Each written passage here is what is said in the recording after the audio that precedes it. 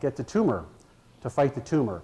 And we could take them out of a patient and actually use molecular biology and train that T cell to recognize something that's on the tumor.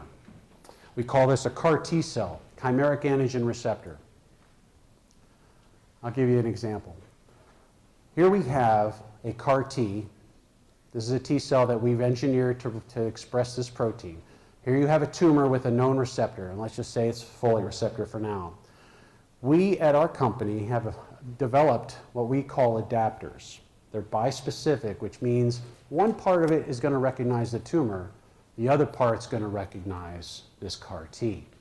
And what we want to do, because this cell has the potential to kill a tumor, but we need them to kiss.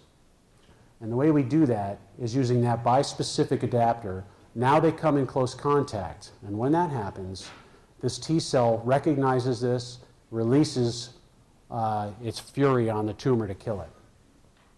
This is the molecule we use to do it. We have created this cell to recognize a yellow dye, just an innocuous yellow dye. It's called fluorescein.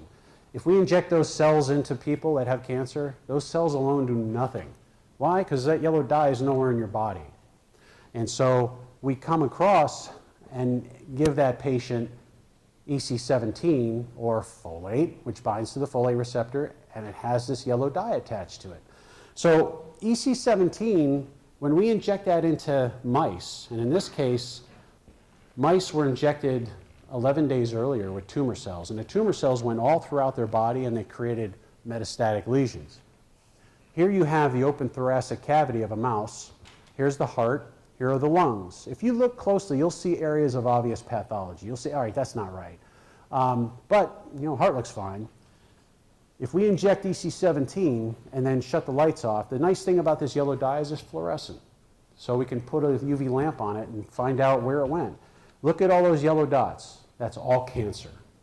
The heart doesn't express the folate receptor, and that's dark. Why? Well, there's no place for EC17 to stick. Okay, so think of it in this terminology here, that we have now painted these tumors to be recognized by these T cells. We have given those T cells a place to go to fight.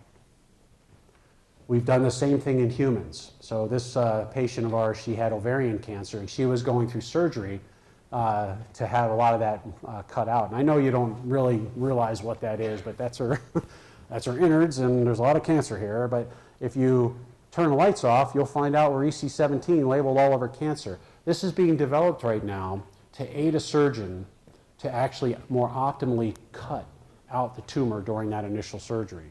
Because the more tumor you have taken out, that usually translates into living longer. Anyway, the reason I threw this up there is to just show you the power of targeting on how close. That's a cluster of maybe 3 cells right there. I mean, it's that specific. Come on.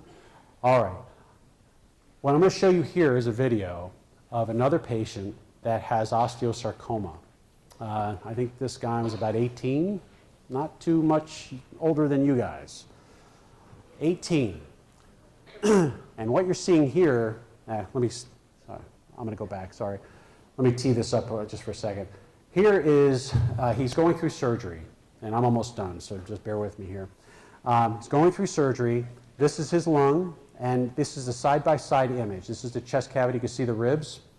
So the surgeon is going in there because he knows that there's one tumor lesion to go in there to cut it out. But what he didn't know is that there was actually 2.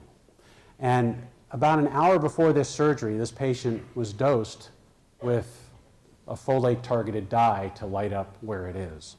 And so this was meant to help the surgeon find. So pay attention to this, if I can get it. Whoop, I think I'll need you, Evan. Let me go back. Yeah, if you can press, yeah. Thank you. Whoop. We'll get there. Whoop. All right, let's try it one more time. Oh, bummer.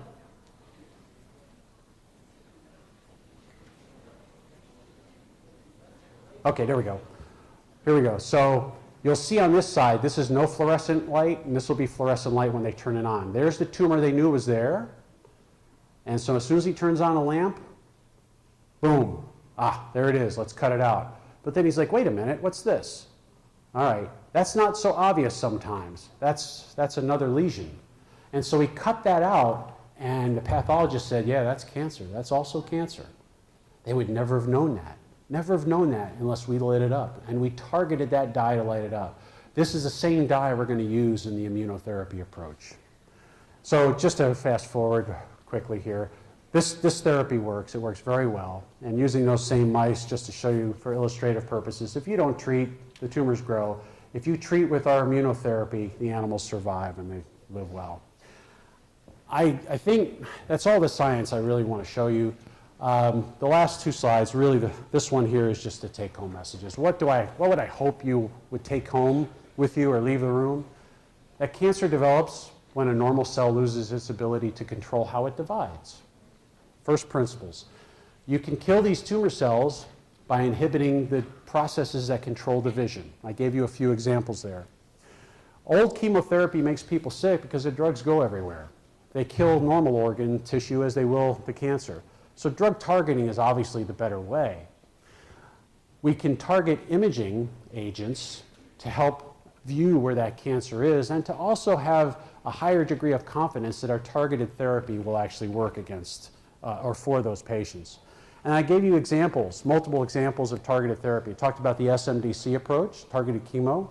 Talked about the targeted radiotherapy with the lutetium. We're also going into other forms of radiation. And then the CAR-T approach. And lastly, in science, so obviously I showed a lot of stuff here. It's more than me. I direct my lab, but there's a lot of people that are involved in this. You have to give credit where credit is due in science. It's very important. People work very hard. This is not easy. This is creating something new, creating something because people have some wild idea and they pursue it. And this is my group here. It's made up of chemists, toxicologists, biologists, animal pharmacologists. They're all very smart people. Also, lastly, I just wanted to thank my mentor, who's still an active professor at Purdue, Phil Lau. So I don't know if there's time left, but I'm happy to take questions if there is.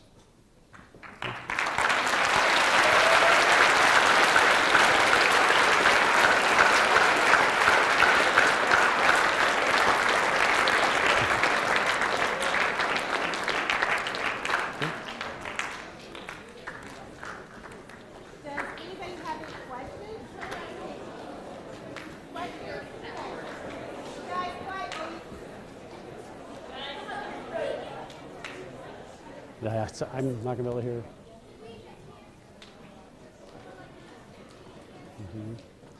Cancer, can people like you get cancer? Of course.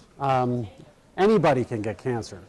And I don't want you leaving this room with fear, but anybody can get it. It's more important on having treatments for it. Wow, did I time that one?